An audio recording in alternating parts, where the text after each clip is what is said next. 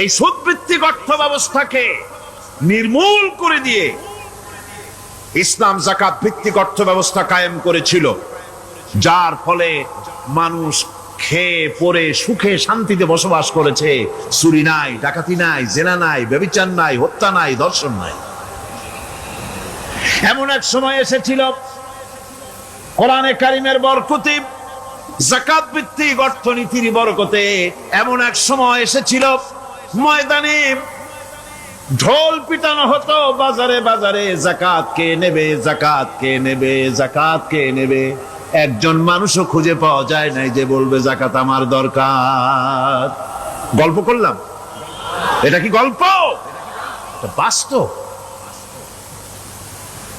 হযরত ওমর বিন আব্দুল আজিজ রাহমাতুল্লাহ আলাইহির জামানায় সদকার টাকা নিয়ে 3টি দিন একজন ঘুরেছেন গ্রামে গ্রামে, ময়দানে ময়দানে। একটা গরিব খুঁজতেছেন সদকার টাকা দেবে, গরিব খুঁজে পাওয়া যায় না।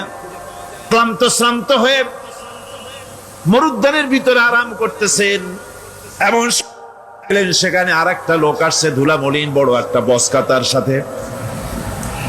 এই লোকটি তার কাছে গিয়ে বলছে, ভাই আল্লাহ আপনারে আমারে মিলাই দিছে, 3 দিন পর্যন্ত ঘুরেছি কিছু সদকার টাকা নিয়া, এত বড় দেশের এত জায়গা ঘুরলাম, একটা গরিব পাই নাই যে তারে দেব, আল্লাহ আপনারে মিলাই দিছে, নেন এই টাকাগুলা।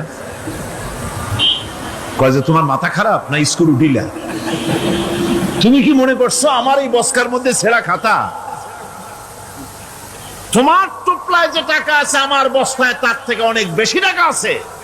তুমি ঘুরতেছো 3 দিন, আমি ঘুরতেছি সপ্তাহকাল, একটা ভিক্ষুক পাই নাই। এটা কিসের বরকতে? ইসলামী অর্থনীতির বরকতে। যখন কিসের বরকতে? কপাল পোড়া জাতি, কপাল পোড়া জাতি সেই বরকতপূর্ণ সমাজ ব্যবস্থার দিকে না গিয়ে কোন নেতা কোন নেত্রী কি কইল সেদিকে দৌড়ায়, সেদিকেই দৌড়ায় পাগলের মতো। হেমিলেনের বংশীবাদক বাঁশি বাজায় চললো, আর ইঁদুর বাঁদর সব পিছনে ছুটলো। এর কোনো মানে হয় না। যাকাত হচ্ছে পবিত্র করে দেওয়া। নামাজের পর ইসলামের সবচাইতে গুরুত্বপূর্ণ ব্যাপার হলো নামাজ। নামাজের পরেই গুরুত্বপূর্ণ ব্যাপার হচ্ছে যাকাত। আর ইবাদতের বেলায় সাধারণত নামাজের পরে আমরা রোজা বলি, নামাজ রোজা, কিন্তু আসল কথা হচ্ছে নামাজের পরেই যাকাত। কোরআনে কারিমে এভাবেই বলা হয়েছে। নামাজ এবং যাকাত এই দুটি জিনিস হচ্ছে ইসলামের প্রধান স্তম্ভ। ইসলামী রাষ্ট্র যদি হয়, যদি দেশটা ইসলামী রাষ্ট্র হয়ে যায়, তাহলে মুমিনরা যদি ক্ষমতায় আসে তাহলে কি কাজ করবে? আল্লাহ রাব্বুল আলামিন কোরআনে কারীমের মধ্যে বলেছেন, আল্লাযীনা ইম্মাক্কান্নাহুম ফিল আরদি আকামুস সালাত ওয়া আতাউজ যাকাত। আমার মুমিন বান্দারা যদি ক্ষমতায় আসে, মুমিনরা যদি ক্ষমতা পায়, তাহলে 4খানা কাজ করবে। কয়খান কাজ? জোরে চিল্লায় কোন কয়খান? প্রথম কাজ, ক্ষমতায় এসেই নামাজ প্রতিষ্ঠা করবে। প্রথম কাজ কি? নামাজ প্রতিষ্ঠা করবে। সে নামাজের কথা বলবো কালকে। 2 নম্বরের কাজ হলো যাকাত আদায় করবে। 2 নম্বরের কাজ কি? যাকাত আদায় করবে। যাকাত বোর্ড গঠন করবে না, যাকাত আদায় করবে। যে সরকার নামাজ প্রতিষ্ঠা করে না, সে সরকারের যাকাত বোর্ড করে যাকাত আদায় করার অধিকার থাকার কথা নয়। সুবিধাবাদ জিন্দাবাদ দিলে তো চলবে না। যাকাতের টাকা নিয়ে করেন কল্যাণমূলক কাজ, কিন্তু আল্লাহর হুকুম তো সেরকম না। আল্লাহর প্রথম হুকুম হলো নামাজ প্রতিষ্ঠা করতে হবে, তারপরে যাকাত আদায় করতে হবে। কোরআন শরীফ খোলার সাথে সাথে যে জিনিসটা নজরে পড়ে সেটা কি? কোরআনে কারীম খোলার সঙ্গে সঙ্গে যে জিনিসটি নজর পড়ে তা হলো আলিফ লাম মিম যালিকাল কিতাবু লা রাইবা ফীহি হুদাল লিল মুত্তাকিন আল্লাযীনা ইউমিনুনা বিল গায়বি ওয়া ইউকিমুনাস সালাতা ওয়া মিম্মা রাযাকনাহুম ইউনফিকুন। এই কিতাবের মধ্যে কোনো সন্দেহ নাই। মুত্তাকিনদের জন্য কিতাব হেদায়েত, হেদায়েতের জন্য এসেছে। আর মুত্তাকি হচ্ছে তারা যারা নাকি গায়েবের প্রতি ঈমান আনে, অদৃশ্যকে বিশ্বাস করে, নামাজকে প্রতিষ্ঠা করে, আর আমি যে রিজিক দিয়েছি তার দ্বারা আমার রাস্তায় খরচ করে। ইসলাম নামাজের পরই যাকাতের জায়গাটা দিয়েছে। যেখানেই আছে আকিমুস সালাত, সেখানেই আছে ওয়াতুজ যাকাত। দেখছেন কি ধরনের একটা মিল, যেখানেই নামাজ প্রতিষ্ঠা করো সেখানে যাকাত আদায় করো। তার মানে হলো নামাজ সঠিকভাবে প্রতিষ্ঠা হতেই পারে না যাকাত ভিত্তিক অর্থ ব্যবস্থা পরিচালিত হওয়া ছাড়া। কারণ একটি গরিব মানুষ, পেটে খাবার নাই, সে নামাজ পড়তে যখন দাঁড়িয়েছে তার নিজের পেটে খাবার নাই, তার বাচ্চা অসুখে তড়পাচ্ছে, তার ছেলের পরীক্ষার ফি নাই, ফি দেওয়ার মতো পয়সা নাই, তার স্ত্রীর পরনে কাপড় নাই, নামাজ পড়তে দাঁড়িয়েছে, স্বাভাবিকভাবেই নিজের ক্ষুধার যন্ত্রণা, বিবি বাল বাচ্চার কষ্টের কথা এগুলি তার মনের মধ্যে তোলপাড় করে উঠবে। এ কথা আল্লাহর চাইতে আর কে ভালো বুঝবে? সেই জন্য আল্লাহ পাক বলেছেন আকিমুস সালাত ওয়া আতুজ যাকাত, নামাজ প্রতিষ্ঠা করো, যাকাত আদায় করো। নামাজ আর যাকাতকে পাশাপাশি রাখা হয়েছে। আর এই নামাজ আর যাকাত দুনিয়ার সমস্ত নবীদের উপর আল্লাহ ফরজ করেছিলেন। কোন সুবহানাল্লাহ। এ শুধু আপনার আমার নবীর উপরে না, দুনিয়ার সব নবীদের উপরে নামাজ আর যাকাত কি ছিল? ফরজ। হযরত ইব্রাহিম আলাইহিস সালাম এবং তার বংশের নবীদের কথা উল্লেখ করার পর আল্লাহ রাব্বুল আলামিন বলছেন ওয়াজআলনাহুম আইম্মাতান ইয়াহদুনা বিআমরিনা وأوحينا إليهم فعل الخيرات وإقام الصلاة وإيتاء الزكاة وكانوا لنا عابدين وجعلناهم أئمة আমি সমস্ত নবীদেরকে নেতা বানাইছি। সমস্ত নবীরা কি? আর এক শ্রেণীর, কি বলবো আমি, আমার কাছে ভাষা আসতেছে না, এক শ্রেণীর ভদ্রলোক বলি,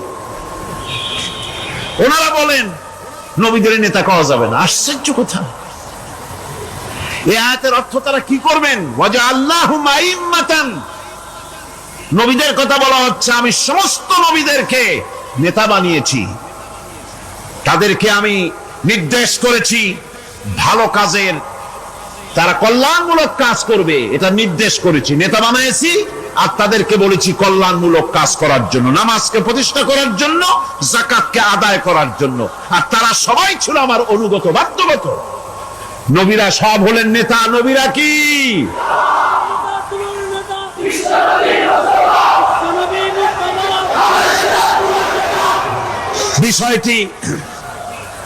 বিষয়টি ওনারা বুঝতে চান না, বিষয়টি ওনারা বুঝতে চান না, তাই নবীকে ওনারা নেতা বলতে চান না।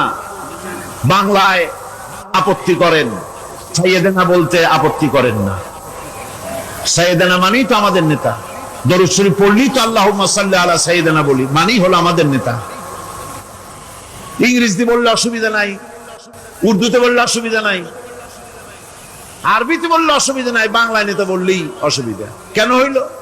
কারা জানি স্লোগান দেয় অমুক আমার নেতা, তোমার নেতা অমুক তমুক, সেই জন্য হুজুর সাল্লাল্লাহু আলাইহি ওয়াসাল্লাম নেতা কওয়া যাবে না। একটা কথা হইল, রাসূল কারীম সাল্লাল্লাহু আলাইহি ওয়াসাল্লাম নবীরাই যদি নেতা না হন তাহলে নবীরা কি অনুসারী? নাউযুবিল্লাহি মিন যালিক। রাসূলকে বলা হয় ইমামুল মুরসালিন। আমাদের হুজুরকে কি বলা হয়? আমাদের রাসূলকে কি বলা হয়? ইমামুল মুরসালিন। মানে কি? সমস্ত নবীদের নিয়ে উনি নামাজের, সমস্ত নবীর একটা মসজিদে নামাজ পড়তেন, উনি সেখানে ইমামতি করতেন নাকি? না, সমস্ত নবীদের তিনি ইমাম, নেতা। সুবহানাল্লাহ। সুতরাং এটা এক ধরনের মূর্খতা। আল্লাহ পাক বলছেন আমি সমস্ত নবীদেরকে নেতা হিসাবে পৃথিবীতে প্রেরণ করেছি, তারা হচ্ছেন নেতা। তাদেরকে আমি হেদায়েত দিয়েছি, আমি হুকুম করেছি, ওহীর মাধ্যমে জনকল্যাণমূলক কাজ তোমরা করো, নামাজ প্রতিষ্ঠা করো, কল্যাণমূলক কাজ করো, ফেলাল খায়রাত, কল্যাণমূলক কাজ করো, আর নামাজ প্রতিষ্ঠা করো, যাকাতকে আদায় করো। আর তার সবাই ছিল আমার বাধ্যবাধকতা। ইসমাঈল আলাইহিস সালাম সম্পর্কে বলা হয়েছে, وَكَانَ يَأْمُرُ أَهْلَهُ بِالصَّلَاةِ وَالزَّكَاةِ وَكَانَ عِندَ رَبِّهِ مَرْضِيًّا। সে তার স্বজনদেরকে নামাজের হুকুম করত, নামাজের এবং যাকাতের নির্দেশ দিতেন হযরত ইসমাঈল আলাইহিস সালাম। আর তিনি ছিলেন বিশেষ মর্যাদার অধিকারী। মূসা আলাইহিস সালাম এবং তার কওমকে আল্লাহ পাক এই অর্ডার দিয়েছিলেন।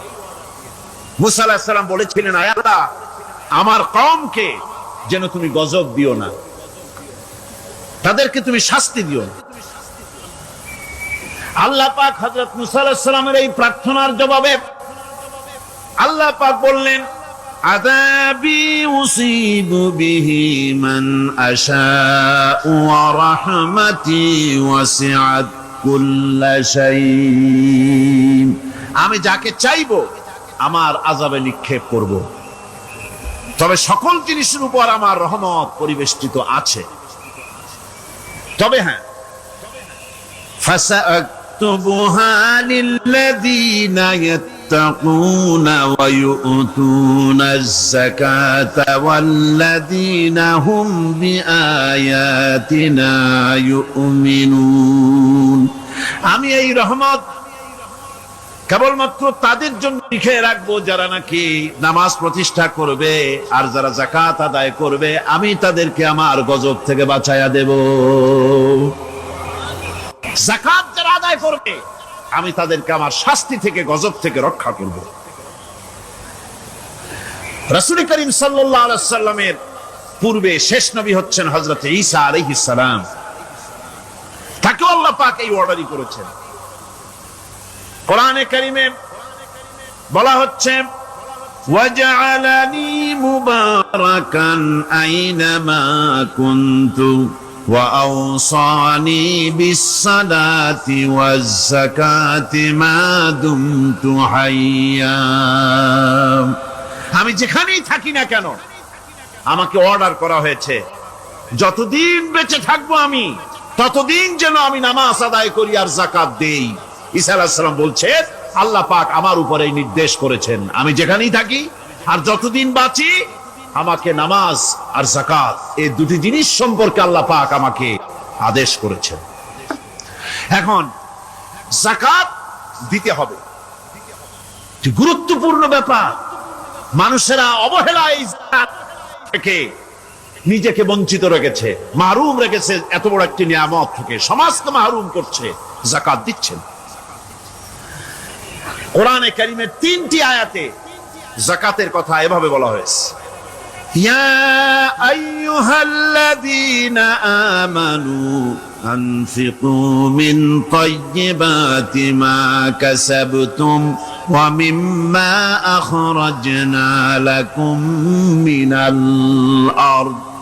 হে ইমানদার লোকেরা, তোমরা যে সব পবিত্র অর্থ সম্পদ উপার্জন করো সেগুলি, এবং আমি জমিন থেকে তোমাদের যে ফসল দান করি, ফসল উৎপাদন করে দেই, তার থেকে তোমরা আল্লাহর পথে খরচ করো। এগুলো 1 নম্বর আয়াত। 2 নম্বর, প্রথম আয়াত বলা হয়েছে সূরা বাকারায়, আর সূরা আনআমে বলা হচ্ছে, কুলু মিন সামারিহি ইযা আসমারা ওয়া আতু হাক্কাহু ইয়াওমা হাসাদিহি। তার উৎপাদিত ফল ফসল তোমরা খাও, আর ফসলের একটি অংশ ফসল কাটার দিনেই আল্লাহর হকটা, আল্লাহর অধিকারটা আদায় করে দাও। যেদিন তোমরা ফসল কাটবে সেদিনই অধিকারটা আদায় করে দাও।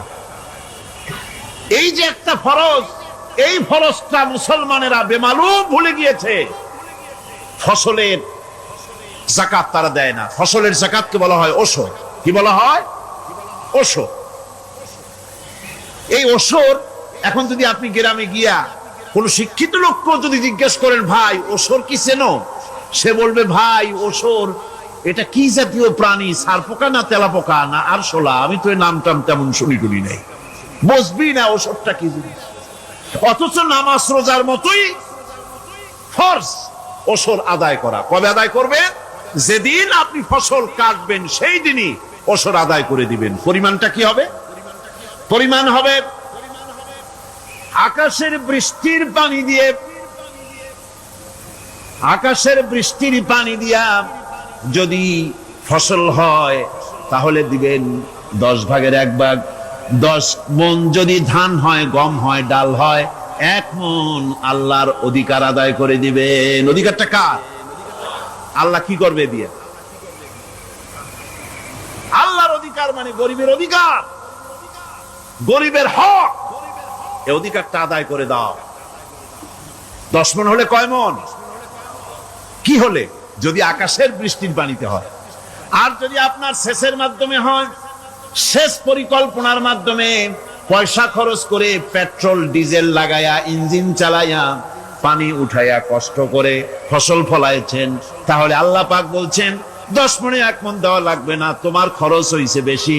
বান্দারে, তোমার উপরে আল্লাহ পাক জুলুম করবেন না, এবার 20 মণ হলে তার থেকে 1 মণ দিও। সুবহানাল্লাহ।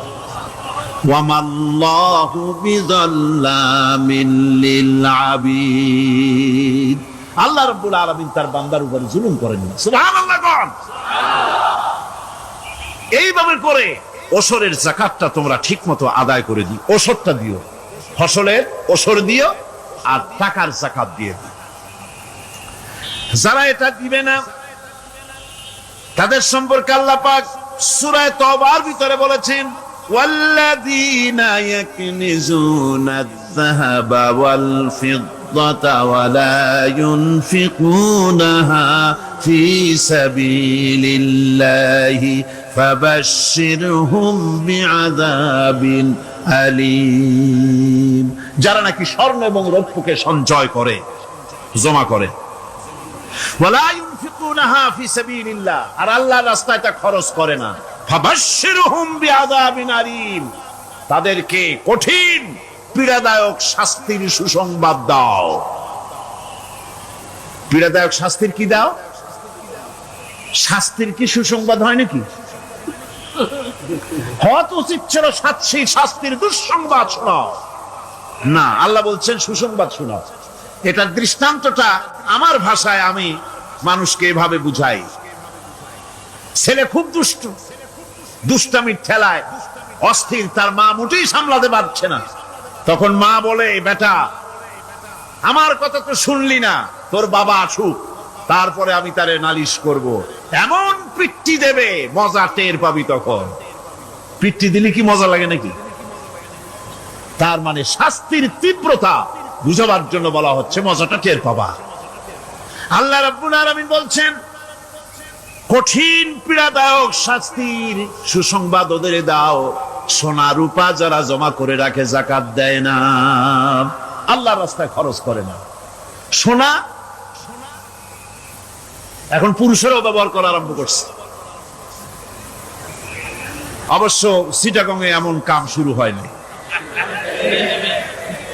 ছাত্র, শিক্ষক, অফিসার গলা একটা সোনার চেন, শীতের দিনেও সামনের বোতাম খুলে রাখে যাতে চেনটা সকলে দেখে। মিয়া সাহেব, এটা সোনার চেন না, জাহান্নামের আগুনের শিকল পড়েছ। পুরুষের জন্য এক রত্তি সোনাও হারাম। তোমার শরীরের সৌন্দর্য বাড়াবার জন্য স্বর্ণ ব্যবহার করতে পারবা না। স্বর্ণ রৌপ্য জমা করলো আর আল্লাহর রাস্তায় খরচ করলো না। রব্বুল আলামিন বলেন, ইয়াউমা ইউহমা আলাইহা ফি নারি জাহান্নামা ফাতুকওয়া বিহা জিবাহুহুম ওয়া জুনুবুহুম ওয়া যুহুরুহুম। একদিন আসবে এমন যেদিন এই সঞ্চিত ধনরাশি, সোনা দানাগুলি জাহান্নামের আগুন দিয়ে জ্বালানো হবে। আর জাহান্নামের আগুন দিয়ে জ্বালায়া এইগুলি দিয়ে তার পিঠের উপরে আর পাঁজরে সিল মারা হবে জাহান্নামের আগুন দিয়া। বলা হবে হাদা মা কানাজতুম লিআনফুসিকুম ফাযুকু মা কুনতুম তাকনিজুন। মজা চাখো, স্বাদ গ্রহণ করো, এ হলো তোমার সেই সঞ্চিত সম্পদ, সঞ্চিত ধনরাশি যা তুমি জমা করেছো আর আল্লাহর রাস্তায় খরচ করনি, এখন এর শাস্তি গ্রহণ করো। ইসলামী আন্দোলনের বর্তমান সব নেতাদের উস্তাদ আল্লামা হযরত মাওলানা আব্দুর রহিম সাহেব রাহিমাহুল্লাহ, আল্লাহ তাকে জান্নাতুল ফেরদাউসের মেহমান বানায় নিক, জোরে কোন আমিন। তিনি এটার অনুবাদ করেছেন ইসলামে জাকাতের বিধান। ইসলামে, নামটা মনে রাখেন, ইসলামে জাকাতের বিধান। ইসলামী ফাউন্ডেশন বইটা বের করেছে, এত বড় 2টি খণ্ড। এই বইটি আপনারা সংগ্রহ করবেন, ইসলামের জাকাত বিধান, বইটি আপনারা সংগ্রহ করবেন মনে করে। এখন জাকাতের নিসাব আমি বললাম, এবার বলবো জাকাতের খাত। আমি যা বলতেছি এগুলি আমার বানানো নাকি? আল্লাহর কথা বলছি। কার কথা? আল্লাহ। জাকাত কোথায় কোথায় ব্যয় করবেন, কারে কারে দিবেন? আল্লাহ রাব্বুল আলামিন বলেন ইন্নামাস সাদাকাতু লিল ফুকারাই ওয়াল মাসাকিন ওয়াল আমিলিনা আলাইহা ওয়াল মুআল্লাফাতি কুলুবুহুম ওয়া ফির রিকাব والغارمين وفي سبيل الله وابن السبيل فريضة من الله والله عليم حكيم। সূরা তাওবার মধ্যে আল্লাহ পাক যাকাত কোথায় কোথায় দিবেন খাতগুলি আল্লাহ বলে দিচ্ছেন। কোন আলহামদুলিল্লাহ। যেখানে সেখানে যাকাত দেওয়া যাবে না। যাকাতের জন্য খাত হচ্ছে 8টা। যাকাতের জন্য খাত কয়টা? 8টা। 8টি খাতে আপনার যাকাতের টাকা আপনি ব্যবহার করবেন, ব্যয় করবেন। প্রথম দিবেন ফকিরদেরকে। প্রথম দিবেন কাদেরকে? ফকির। ফকির কারা? ফকির হচ্ছে নিজের জীবন জীবিকায় অন্যের মুখাপেক্ষী। তারপরে শিশু, এতিম, বিধবা, জীবন চালানো খুবই কষ্টকর, অভাবগ্রস্ত লোক, এরা হচ্ছে ফকির। আর মিসকিন হচ্ছে যারা নিজেদের প্রয়োজন উপযোগী অর্থ উপার্জন করার সামর্থ্য নাই, আর মানুষের কাছে আত্মমর্যাদার কারণে হাত পাততেও পারে না। এক কথায় এক গরিব ভদ্রলোক। আল্লাহ কোরআন শরীফে বলেছেন যে এদের চেহারা দেখে বুঝো জ্বর পেটে খাবার নাই, অথবা সে অসুবিধায় আছে, চেহারা দেখে বুঝে তাকে সাহায্য করো। সে এমন শরীফ মানুষ আছে না আমাদের সমাজে? লোক এরকম আছে না? আছে কিনা? ঘরের মধ্যে 3 দিনও রান্না হয় নাই, কিন্তু দাড়ি টাড়ি সুন্দর করে আশ্রায়া জামাটা পরিপাটি করে গায়ে দিয়ে বেরোচ্ছে, কারোর কাছে হাত পাতে না, তার সরাপাতে তার ভদ্রতায় বাঁধে। ওনার সরাপথে বেঁধেছে, উনি চাবেন না কারো কাছে, কিন্তু উনাকে যিনি সৃষ্টি করেছেন সে আল্লাহ রাব্বুল আলামিন শোনায় দিচ্ছেন, বান্দারা আমার ওই গরিব ভদ্রলোককে খাবার দাও। ওরা হচ্ছে মিসকিন। এরপরে আমিলিন, 3 নম্বরে আমিলিন, অর্থাৎ যারা যাকাত সরকারিভাবে যাকাত যারা আদায় করে, সেই আদায়কারীদেরকে এই যাকাতের টাকা দিয়ে তাদের সম্মানী দিতে বলা হয়েছে। ইসলামী গভর্নমেন্ট আসলে যাকাত তো আর আপনার খুশি মতো থাকবে না, যাকাত দিতে আপনি বাধ্য হবেন। যাকাত দিতে আপনি বাধ্য হবেন। যাকাত আদায় করবে গভর্নমেন্ট। কে আদায় করবে? গভর্নমেন্ট আদায় করবে, আর গভর্নমেন্ট ডিস্ট্রিবিউট করবে। ওয়াল মুআল্লাফাতিল কুলুব, মনতুষ্টির জন্য, যাদের মন জয় করতে হবে, এই ধরনের লোকদেরকে। ওয়ার রিকাব, আর গলদেশের মুক্তিদানের জন্য। ওয়াল গারিমিন, আর ঋণগ্রস্ত ব্যক্তি। তা আবার এমন পর্যায়ের যে ঋণ পরিশোধ করতে গেলে যদি তার এমন অবস্থা হয় যে তার কাছে যাকাত দেওয়ার মতো টাকা থাকে না, এরকমের অবস্থা যদি হয়, তাহলে যাকাতের টাকা দিয়ে তার ঋণ পরিশোধ করে দেওয়া যেতে পারে। ফি সাবিলিল্লাহ। এরপরে হচ্ছে জিহাদের রাস্তা। জিহাদের রাস্তা মানে জিহাদ যখন শুরু হবে সেই জিহাদের ময়দানে আপনি বন্দুক রাইফেল কিনে দেওয়ার সাহায্য করবেন সেটা নয়, কিন্তু শুধু এটাকেই বোঝানো হয় নাই। ফি সাবিলিল্লাহ বলতে বোঝানো হয়েছে আল্লাহর রাস্তায় সংগ্রামরত সব ব্যাপারে আপনি সাহায্য করবেন, ইসলামী আন্দোলনের জন্য করবেন। যারা ইসলামের জন্য বইপত্র লেখে তাদের জন্য করবেন, যদি পয়সায় কুলাতে না পারে সেখানে সাহায্য করবেন। ইসলামী আন্দোলনকে বিজয় করার জন্য সাহায্য করবেন। এক কথায় আল্লাহর রাস্তা বলতে যা বুঝায় এগুলিকে দিবেন। ইবনে সাবিল, এরপরে পথিক মুসাফির। পথিক মুসাফির সে যদি বাড়িতে ধনী থাকে, ঢাকায় ধনী, কিন্তু চট্টগ্রামে এসে সর্বহারা হয়ে গেছে, টাকা পয়সা সব লুটপাট হয়ে গেছে, এখন বাড়ি ফেরার উপায় নাই, যাকাতের টাকা দিয়ে তাকে সাহায্য করা যেতে পারে। এই 8টি খাতে এভাবে যাকাত দেওয়ার জন্য আল্লাহ খাত সৃষ্টি করেছেন। কয়টা খাত হলো? 8টা খাত। ইসলাম যাকাত ভিত্তিক অর্থ ব্যবস্থা কায়েম করে, আর অনৈসলামিক সরকার সুদ ভিত্তিক অর্থ ব্যবস্থা কায়েম করে। যাকাত আর সুদের মধ্যে পার্থক্য কি?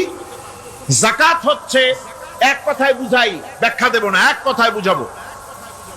যাকাত হচ্ছে ধনীদের কাছ থেকে নেও, গরিবদেরকে দাও। আবার শুনুন, যাকাত হচ্ছে ধনীদের কাছ থেকে নাও, গরিবদেরকে দাও। আর সুদ হচ্ছে গরিবদের কাছ থেকে নাও, ধনীদেরকে দাও। টাকায় টাকা টানে, একজনে শুনছিল টাকায় টাকা টানে, সে মনে করলো কেমনে টাকায় টাকা টানে। তারপরে সে এক ব্যাংকের সামনে গিয়ে অনেক টাকার মধ্যে নিজের একটা টাকা ছুড়ে মেরেছে। ঘন্টা 2 দাঁড়ায় আছে, দেখে যে তার টাকা আসে না। তখন ব্যাংকের দারোয়ান এসে পিছন থেকে গলাটা ঠেসে ধরছে, বেটা তুমি চোর নাকি, না হাইজাকার, না মাস্তান, না সাদাবাজ? কয় যে না, আমি এর কোনোটাই না। তাহলে এই পজিশন নিয়ে দেখতেছো কি? কয় যে আমি শুনছিলাম টাকায় টাকা টানে, সেজন্য আমার পকেটে একটা টাকা ছিল, ওই যে কেশিয়ার টাকাগুলি গুনতেছে ওইখানে মারলাম, দেখিনি টাকা, আমার টাকায় কিছু টাকা টাইমে আনে। এতক্ষণ দাঁড়ানো, আমার টাকা তো টানলই না, আমার যে একটা টাকা তাও আসে না। দারোয়ান বলছে, বেটা তুমি ঠিকই শুনেছো, টাকায় টাকা ঠিকই টানে, ওই অনেকগুলা টাকা তোমার একটা টাকারে এমন ভাবে টাইনিয়া ধরছে, বাইরে আবার উপায় নাই। সুদভিত্তিক অর্থ ব্যবস্থায় গরিবরা এভাবে শোষিত হয়। শোষিত হয় কারা? গরিবরা। সিনেমা কারা বানায়? ধনীরা। শোষিত হয় কারা? গরিবরা। লক্ষ্য করেন, তাকান, আল্লাহর কথা কত বাস্তব। ধনীরা সিনেমা বানায়, শোষিত হচ্ছে গরিবেরা। রিক্সা চালায়, ঠেলা গাড়ি চালায়, মাথার ঘাম পায়ে ফেলেছে, পরিশ্রান্ত হয়েছে, বিকাল বেলায় সেই টাকা নিয়ে যাচ্ছে বাজার করতে। সিনেমা হলের সামনে যায় দেখে সর্বনাশ, যুবক একটা যুবতীর জড়ায় ধরছে 2 হাত দিয়া, নিচে লেখা কি যে প্রেম আর কত যে জ্বালা। বেচারা গরিব মানুষ মাথা গরম হয়ে গেছে এটা দেখিয়া, যে বাইরে যদি এত জ্বালা, ভিতরে না জানি কত মজা। যে টাকা দিয়ে চাউল কিনতো সেই টাকা দিয়া টিকিট কিনে সিনেমায় ঢুকলো। এর মাথা ঘামানো পয়সাগুলি পাইলো কে?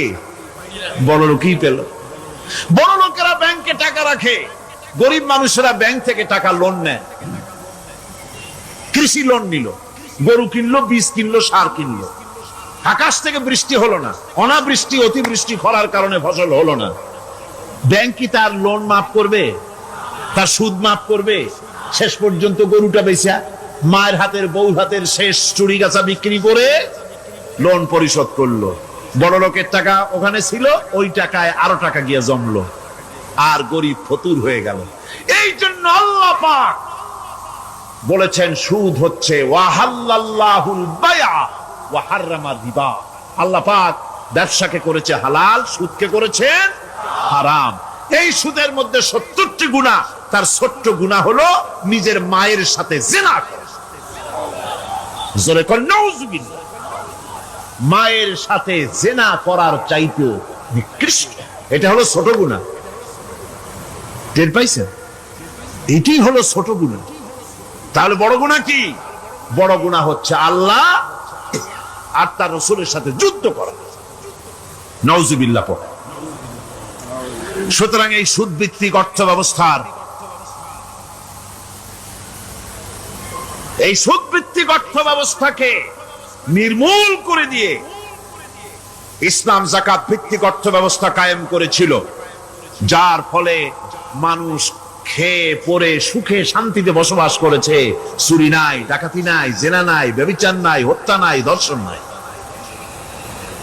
এমন এক সময় এসেছিল কোরআনে কারিমের বরকতে, যাকাত ভিত্তিক অর্থনীতির বরকতে এমন এক সময় এসেছিল ময়দানে ঢোল পিটানো হতো বাজারে বাজারে, যাকাত কে নেবে, যাকাত কে নেবে, যাকাত কে নেবে। একজন মানুষও খুঁজে পাওয়া যায় নাই যে বলবে যাকাত আমার দরকার। গল্প করলাম? এটা কি গল্প? বাস্তব। হযরত ওমর বিন আব্দুল আজিজ রাহমাতুল্লাহ আলাইহির জামানায় সদকার টাকা নিয়ে 3টি দিন একজন ঘুরেছেন গ্রামে গ্রামে, ময়দানে ময়দানে। একটা গরিব খুঁজতেছেন সদকার টাকা দেবে, গরিব খুঁজে পাওয়া যায় না। ক্লান্ত শ্রান্ত হয়ে মরুদ্যানের ভিতরে আরাম করতেছেন। এমন সময় দেখতে পেলেন সেখানে আরেকটা লোক আসছে, ধুলা মলিন বড় একটা বস্কা তার সাথে। এই লোকটি তার কাছে গিয়ে বলছে, ভাই আল্লাহ আপনারে আমারে মিলাই দিছে, 3 দিন পর্যন্ত ঘুরেছি কিছু সদকার টাকা নিয়া, এত বড় দেশের এত জায়গা ঘুরলাম, একটা গরিব পাই নাই যে তারে দেব, আল্লাহ আপনারে মিলাই দিছে, নেন এই টাকাগুলা। কয় যে তোমার মাথা খারাপ না স্কুল উঠিলা? তুমি কি মনে করছো আমার এই বস্কার মধ্যে ছেঁড়া খাতা? তোমার টুপলায় যে টাকা আছে আমার বস্তায় তার থেকে অনেক বেশি টাকা আছে। তুমি ঘুরতেছো 3 দিন, আমি ঘুরতেছি সপ্তাহকাল, একটা ভিক্ষুক পাই নাই। এটা কিসের বরকতে? ইসলামী অর্থনীতির বরকতে। যখন কিসের বরকতে? কপাল পোড়া জাতি, কপাল পোড়া জাতি সেই বরকতপূর্ণ সমাজ ব্যবস্থার দিকে না গিয়ে কোন নেতা কোন নেত্রী কি কইল সেদিকে দৌড়ায়, সেদিকেই দৌড়ায় পাগলের মতো। হেমিলেনের বংশী বাদক বাঁশি বাজায় চললো, আর ইঁদুর বাদর সব পিছনে ছুটলো। এর কোনো মানে হয় না। বন্ধুগণ, আল্লাহ রাব্বুল আলামিন এই যাকাত ব্যবস্থার মাধ্যমে বিরাট পরিবর্তন এনে দিয়েছিলেন। এটি আল্লাহ পাকের একটি বিশাল নিয়ামত। এই নিয়ামত আল্লাহ পাক ইসলামী রাষ্ট্রকে দান করেছেন। আর যাকাতই বরকত। হালালে বরকত হয়, হারামে তো আর বরকত হয় না। কথা ঠিক কিনা কন? এখন আল্লাহর রাহে যে আপনি খরচ করবেন, সেই খরচ করার জন্য আল্লাহ রাব্বুল আলামিন কয়েকটা মূলনীতি দিয়েছেন। কিভাবে কি মন মানসিকতা নিয়ে খরচ করবেন। খরচ করলেই কিন্তু সওয়াব হবে না। আতর মাখবেন, যদি চিন্তা করেন যে আতর মাখলাম, মাহফিলে যাব, মসজিদে যাব, লোকেরা টের পাবে যে বেটা আতর একখান মাখছে, তো খামো খাই আপনার আমও গেল সালাও গেল, কোনো সওয়াব হইল না। আর যদি আতর মাখেন এই নিয়ত করে আতর মেখেছি, রাসূল পাক সাল্লাল্লাহু আলাইহি ওয়াসাল্লামের একটা সুন্নাত আমল করলাম, আল্লাহ রাব্বুল আলামিন অসংখ্য নেকি আমলনামায় লিখে দিবেন। নিয়তের উপরে দারমাদার করছে সবকিছু। এখন আপনি যে খরচ করবেন, সেই খরচটা কিভাবে করবেন, কি মন মানসিকতায় করলে পরে আল্লাহ খুশি হবেন, সেই কথাটি আল্লাহ পাক কোরআনে কারীমের মধ্যে বলছেন। আমি আপনাদের সামনে সেগুলি বলছি। দানটা হতে হবে কেবলমাত্র আল্লাহরে খুশি করার জন্য। মনে রাখেন, এটা হলো এক নম্বর। কি দানটা হতে হবে কারে খুশি? জোরে কর। আল্লাহ পাক বলছেন, ওয়ামা তুনফিকুনা ইল্লা ইবতিগা ওয়াজহিল্লাহ, তোমরা যা কিছু খরচ করো তাতে আল্লাহর সন্তুষ্টি লাভ করা ছাড়া মনের মধ্যে অন্য কিছু যেন লক্ষ্য না থাকে। শুধুমাত্র আল্লাহর সন্তুষ্টি মনের মধ্যে তোমরা রাখবে। আর কাউকে কোন জিনিস দিয়ে তার কাছে অনুগ্রহ প্রকাশ করতে পারবে না। আমি তোমার এই উপকার করছিলাম, তুমি নেমো খারামের মতো আজ কথা বলো। এরকম বলে না? কাউকে কিছু দিয়ে অনুগ্রহ প্রকাশ করবা না, তার মনে ব্যথা দিবা না। الذين ينفقون أموالهم في سبيل الله ثم لا يتبعون ما أنفقوا منا ولا أذى। যারা আল্লাহর পথে খরচ করে এবং খরচ করার পর নিজের অনুগ্রহ প্রকাশ করে না এবং কাউকেও মনোকষ্ট দেয় না, টাকা দিয়া খোটা দিল না, মনেও কষ্ট দিল না, তাদের জন্য পুরস্কারটা কি শুনুন। আল্লাহ পাক বলেন পুরস্কার হচ্ছে লাহুম আজরুহুম ইনদা রাব্বিহিম ওয়ালা খাউফুন আলাইহিম ওয়ালা হুম ইয়াহজানুন। ওদের জন্য তার পরওয়ারদিগারের কাছে রয়েছে বিরাট পুরস্কার, আজরে আজিম। এদের জন্য কোনো ভয় নাই, কোনো চিন্তাও নাই, কিয়ামতে ডাইরেক্ট জান্নাতে চলে যাবে। সুবহানাল্লাহ। দানের এত ফজিলত যা ভাই আমি বলে শেষ করতে পারবো না, এত ফজিলত আল্লাহ দানের মধ্যে রেখেছেন। ত্যাগেই তো শান্তি, ভোগে শান্তি নাই, মজা কিসে? জোরে কন্যা মজা কিসে? ত্যাগের ভিতরই মজা। এরপরে আল্লাহ পাক বলছেন আল্লাহর পথে 3 নম্বরে হতেছে আল্লাহর পথে যা খরচ করবা বেছে বেছে ভালো জিনিসটা দিও, বাইসা বাইসা ছেঁড়া জামাটা দিও না। পকেটে হাত দিয়া দান করবে, পকেটে হাত দিয়া হাত আর বাইর করে না। কারণ কি? খুঁজে দেখে যে 10 পাই না 4 আনা, কম পয়সাটা দেবে, ভালোটা দেবে না। টাকা বের করে ওর মধ্যে ময়লা পচা গন্ধ লাগে, ওইটা দান করবে, আর টাটকা টাকাটা পকেটে রেখে দেবে। এই স্বভাব আমাদের আছে কিনা? আছে কিনা? আরে বাবা, টাকা কি আপনি পকেটে রাখতে পারবেন? ওটা দেওয়া লাগবে না? এরা দেন তারা দেন, কাউকে তো দেবেনি। আমাদের এই বদভ্যাস আল্লাহ আমাদেরকে মাফ করুন, কোন আমিন বলেন। আমিন। দান করার সময় বেছে বেছে খারাপটা দিও না, ছেঁড়া কাপড়টা দিও না, অখাদ্য কুখাদ্য দান করো না। বিয়ার মজলিস, বিবাহে অনেক লোক দাওয়াত দিয়েছে, বেশি করে রান্না করছে, কম যদি হয়ে যায় বড় মিয়ার ইজ্জত নষ্ট হয়ে যাবে। মেহমান কম আসলো, এখন এই খাবারগুলি না পারিয়া তারপরে গরিবদের দেয়, না পেরে যখন খাবার কেউ নাই তখন গরিবদের দেয়। গরিবদের উদ্দেশ্য করে কিন্তু বানানো হয় নাই। এটা হলো একজনের রুটি খাচ্ছিল, এক কৃপণ বখিল রুটি খেতে বসেছে, সিল একটা এসে রুটিতে সু মারল, সু মেরে রুটিটা নিয়ে গেছে। বেচারা পিছনে পিছনে দৌড় আরম্ভ করছে, গালি দিতে দিতে। মরার সিল, আর তুই জায়গা পাইলি না। চিলের পিছনে দৌড়াতে দৌড়াতে নদীর পারে চলে আসছে। সিলও দেখে যে আল্লাহ, এমন এক বেকায়দার লোকের রুটি নিলাম, কোন গাছেও বসতে পারি না তার ঢিলার জ্বালা। শেষ পর্যন্ত পাশে ছিল নদী, নদীর উপর দিয়া চিল উড়ে ওপার যাওয়া আরম্ভ করছে। বকিল বেচারা দাঁড়াই থাকে, দিলাম ফি সাবিলিল্লাহ, আল্লাহর রাস্তায় দিলাম। এর তো কোনো মানে নাই। নিজে খেতে না পারে বাসি অখাদ্য কুখাদ্য এগুলি দিতে আল্লাহ পাক নিষেধ করেছেন। দিবা বাইসে বাইসে ভালো জিনিসটা, যেটা তোমার কাছে প্রিয়, ওইটা দিও। তুমি যদি খারাপটা দাও তাহলে আল্লাহ তোমার দেবেন ওই মানের। কিয়ামত আছে না? কিয়ামত ওই মানের পাবা।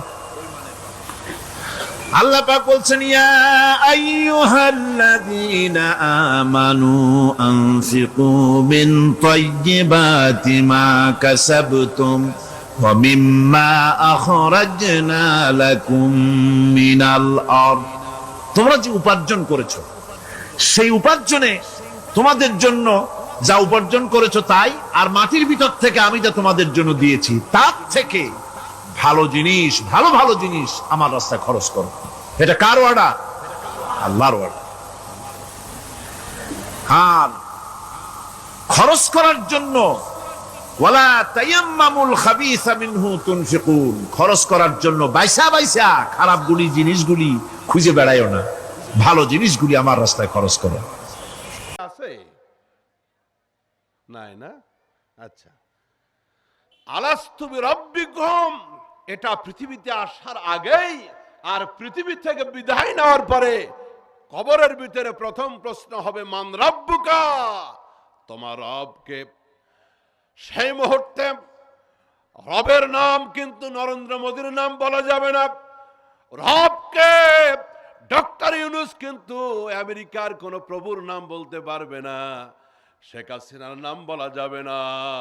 ওই কবরের ভিতরে বান্দা আল্লাহর নাম নেওয়া লাগবে, আমাদের রবকে।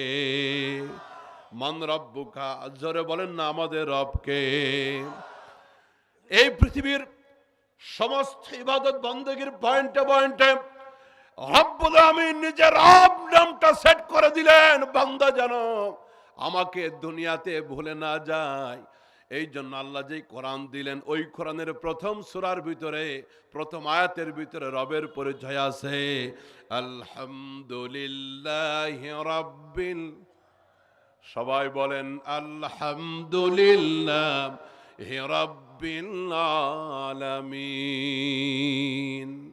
সমস্ত প্রশংসা সেই মালিকের জন্য যিনি রব্বুল, আরো জোরে বলেন, যিনি রব্বুল আলামিন। আচ্ছা, তাহলে নামাজের শুরু করলেন, নামাজের একেবারে প্রথম সূরা সূরাতুল ফাতিহার প্রথম আয়াতের ভিতরে রবের নাম আছে না নাই? এরপরে বান্দা যখন রুকুতে চলে গেল, আল্লাহু আকবার বলে রুকুর ভিতরে চলে গেল, ওই রুকুর ভিতরে একটা জিকির আছে, তাসবিহ আছে, সুবহানা রাব্বিয়াল আলা, সুবহানা রাব্বিয়াল আযীম। রুকুর ভিতরে রবের তাসবিহ বলল বান্দা।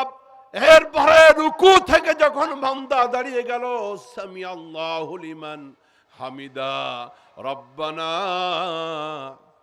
লাকাল হামদ, বলেন না রব্বানা। রুকুর ভিতরে রবের তাসবিহ, রুকু থেকে বান্দা দাঁড়িয়ে গেল, সেই জায়গায় রবের জিকির আছে। এরপরে যখন বান্দা সেজদায় পড়ে গেল, ওই সেজদার ভিতরে বলতে হবে কি, যশোরবাসী একসাথে বলেন, আবার বলেন, সুবহানা রাব্বিয়াল আ'লা, সুবহানা রাব্বিয়াল আ'লা। অনেকে এত তাড়াহুড়া করে, এই তাসবিহগুলি এত তাড়াহুড়া করে, নামাজের ভিতরে এত বেশি তাড়াহুড়া, মনে হয় সূরা কেরাত বাড়ি থেকেই পড়ে আসছে, এখন প্র্যাকটিক্যাল খালি রুকু সেজদা করে। আর রুকুর তাসবিহ কি, খালি ঠুকঠাক ঠুকঠাক সেজদা মারে, রুকু দেয়। এত তাড়াহুড়া নামাজে করলে আল্লাহকে পাওয়া যাবে? এত তাড়াহুড়া কেন, এত ব্যস্ততা করে নামাজের ভিতরে? সুবহানা রাব্বিয়াল আ'লা, এত সময় তার নাই, সে বড় ব্যস্ত মানুষ, চাকরিজীবী, ব্যবসায়ী, আল্লাহর টাইম দিবে, এত টাইম তার নাই। এই জন্য অনেক লোকরে প্রশ্ন করলে বলে, ভাই নামাজটা পড়ে আসো চলো, কয় ভাই টাইম নাই। আপনারা বলেন টাইমের মালিক কে? আমার 63 বছর 70 বছর হায়াতের ভিতরে এই টাইমটা দিয়েছেন কে? তাহলে যে আল্লাহ আমারও দিয়েছেন টাইম, সেই আল্লাহর জন্য আমার টাইম দেওয়ার সময় নাই। আমার মতো দুর্ভাগাও কেউ। ধীরে স্থির ভাবে নামাজ পড়ব। বিশেষ করে রাসূল বলেছেন, বান্দা যখন সিজদায় চলে যায় একেবারে আল্লাহ পাকের নিকটবর্তী হয়ে যায়। আল্লাহু আকবার। একেবারে সিজদায় যখন বান্দা চলে যায়, বান্দা আর আল্লাহর মাঝখানে কোনো পর্দা থাকে না। এই জন্য রুকু তাসবিহগুলা, সিজদার তাসবিহগুলা তাড়াহুড়া করা যাবে না।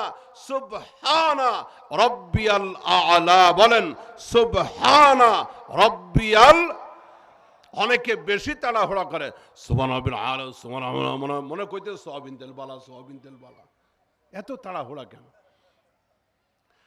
তাহলে বান্দা নামাজে দাঁড়িয়ে সূরা কেরাতের ভিতরে আল্লাহর পরিচয় রব তিনি। এরপরে বান্দা রুকুর ভিতরে গেল, সুবহানা রাব্বিয়াল আযীম। এরপরে বান্দা দাঁড়িয়ে গেল, রব্বানা লাকাল হামদ। এরপরে বান্দা সিজদায় চলে গেল, ওই জায়গায় সুবহানা রাব্বিয়াল আ'লা। প্রত্যেকটি পয়েন্টে পয়েন্টে রবের জিকির দিয়ে দেওয়া হলো, বান্দা যেন রবকে ভুলে। এবার বলতে হবে রব শব্দের অর্থ কি? রব শব্দের অর্থ কি? নাই, হয় নাই। আল্লাহ নামের অর্থ হলো আল্লাহ। অনেকে আল্লাহর তরজমা করে সৃষ্টিকর্তা, এটা ভুল।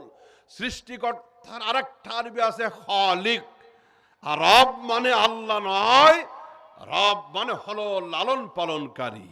রব মানে যিনি লালন করেন, যিনি পালন করেন, তিনি হলেন রব। আমাদের রবকে, আচ্ছা আল্লাহ পাক কি শুধু মানুষকে লালন পালন করেন না সারা পৃথিবীকে? একটু লালন পালনটা কেমন, তার সিস্টেমটা কেমন, সংক্ষিপ্তভাবে একটু রবের পরিচয় দিয়া আমরা বাকি আলোচনায় গিয়ে এই ঘন্টা খানিকের ভিতরেই একেবারে শেষ করে দিব। এর ভিতরে আরো 15 মিনিট চলে গেছে, 45 মিনিট আমার হাতে আছে। এবার আপনারা বলেন তো, মাতৃগর্ভে মায়ের পেটে সন্তানকে খাদ্য পৌঁছায় কে? আরো জোরে বলেন। সন্তান যখন মাতৃগর্ভে, সন্তান যখন মায়ের পেটের ভিতরে, দাদা আনন্দ করে, দাদি আনন্দ করে, আর কটা দিন পরেই সন্তান হবে, নাতি হবে, পুতি হবে। আনন্দ যতই করুক না কেন, হাসি খুশি যতই করুক না কেন, ওই দাদা, ওই নানা, ওই নাতির জন্য এক চামচ খাবারও পেটের ভিতরে পাঠাইতে পারে না। এই পৃথিবীর কোনো মেডিকেল সায়েন্স, এই পৃথিবীর কোন ডাক্তারি বিদ্যা আজ পর্যন্ত আবিষ্কার করতে পারে নাই মায়ের গর্ভের ভিতরে সন্তানের জন্য পৃথিবী থেকে খাবার পাঠানো। কিন্তু আল্লাহ রাব্বুল আলামিন তিনি এমন রব, যেহেতু পৃথিবীর কেউ খাদ্য দিবে না, ওই মায়ের পেটের ছোট্ট কচি বাচ্চা, ওই বাচ্চা রবকে। এই জন্য আল্লাহ পাক তার খাদ্যের ব্যবস্থা করে দিলেন। রব্বুল আলামিন তার কুদরতি সিস্টেমে সন্তান যখন মায়ের পেটের ভিতরে আসলো, মিন্স বন্ধ হয়ে গেল, মায়ের মাসিক বন্ধ হয়ে গেল। রব্বুল আলামিন কুদরতি কারখানায় এই মাসিকের নাপাক রক্তটা আল্লাহ পাক রিফাইন করে, আল্লাহ পাক প্রসেসিং করে সন্তানের নাভির সাথে একটা কানেকশন করে দিয়া ওই রক্তটাকে সন্তানের খাদ্য হিসেবে আল্লাহ 8 মাস 10 মাস তার রিজিকের দায়িত্ব আল্লাহ পালন করে গেলেন। তার কারণ হলো তিনি হলেন রব। তিনি হলেন